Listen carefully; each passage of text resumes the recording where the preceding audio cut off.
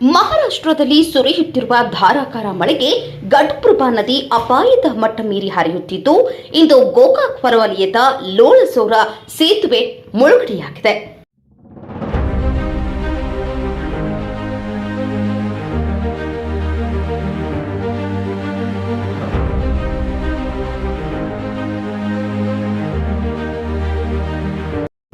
ಸದ್ಯ ಬೆಳಗಾವಿ ಜಿಲ್ಲೆಯ ಹುಕ್ಕೇರಿ ತಾಲೂಕಿನ ಹಿಡಕಲ್ ಗ್ರಾಮದ ಹಿಡಕಲ್ ಜಲಾಶಯ ತುಂಬುವ ಹಂತಕ್ಕೆ ತಲುಪಿದೆ.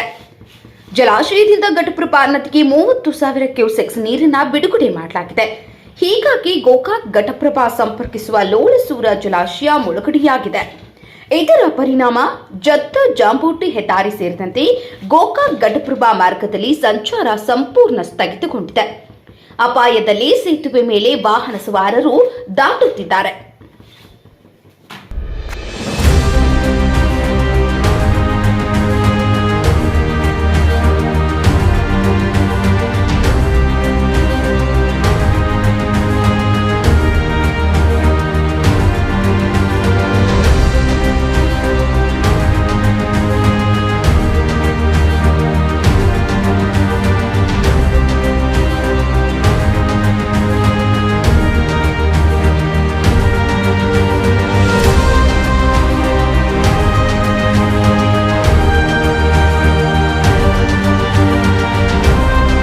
ಹೆಚ್ಚಿನ ಸುದ್ದಿಗಳಿಗಾಗಿ ನೋಡ್ತಾ ಇರಿ ಕನ್ನಡ 9 ನ್ಯೂಸ್.